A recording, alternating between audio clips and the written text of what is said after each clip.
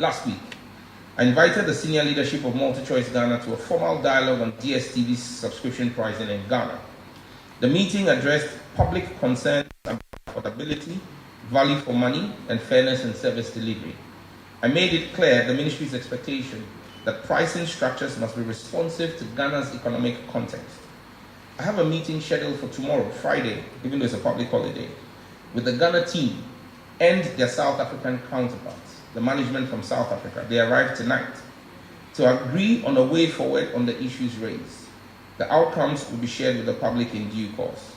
This engagement reflects our commitment to regulatory accountability and our resolve to ensure that digital services in Ghana remain fair, accessible, and responsive to the needs of citizens.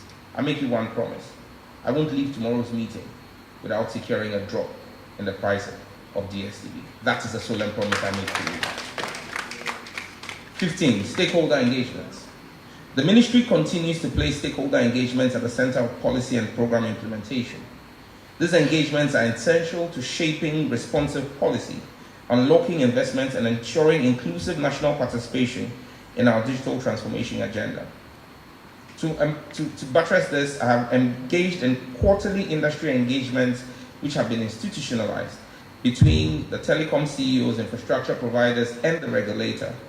We've also embarked on ministerial ecosystem tours where we visited companies like Shack Express, IT Consortium, Apps and Mobile, Go For Me, and a number of other local innovators. These engagements offered a platform for feedback and collaboration, and they reinforced our commitment to policy clarity, investment incentives, and infrastructure support. I've also embarked on regional innovation promotions when in May I addressed the MEPSIS 2025 Summit in Kumasi under the Menshia Trust Fund, which focused on motion technology, smart media, and creative entrepreneurship. This platform allowed us to showcase government-backed digital initiatives outside of Accra, promoting regional innovation and ensuring nationwide inclusion in Ghana's digital growth. 16. Strategic partnership for skills and sector reform. The ministry continues to leverage public-private and bilateral partnerships to expand digital opportunities, attract investment, and catalyze structural reforms across the ICT sector. In line with this, a major realignment in Ghana's telecom sector is underway with conversations around the planned acquisition of 60% stake in AT Ghana. An MOU was signed, and the ministry is closely working with all relevant regulatory bodies to ensure full compliance. I gave them 60 days to complete that. They have 24 days. If they do not complete in 24 days, I will reopen it up for new opportunities and options.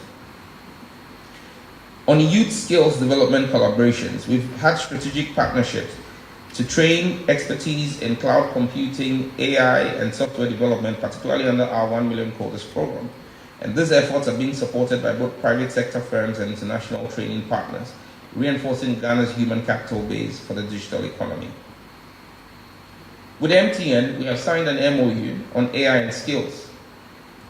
This MOU will see MTN Ghana co-develop a national AI innovation center.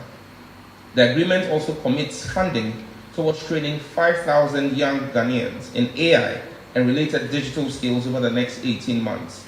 This partnership strengthens Ghana's institutional and workforce readiness for AI adoption. The Ghana UAE Innovation Hub is what I spoke about already, the $1 billion innovation hub.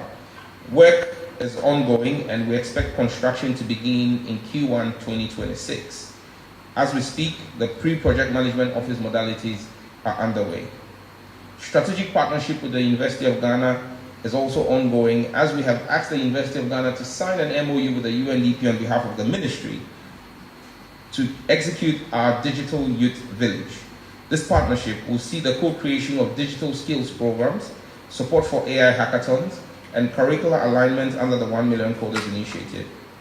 It represents a deliberate move to prepare students for the evolving demands of Ghana's digital economy. Together, these engagements and partnerships reflect our commitment to a participatory, inclusive approach to digital governance, where partnership fuels progress and innovation is made truly national. Now, this brings me to an end of the ministry, the headquarters, our work. I'll now take you to what the agencies have been doing. The NCA. The NCA has, which is the National Communications Authority, has advanced major reforms across the sector to promote efficient spectrum use, safeguard national security, and enhance service delivery.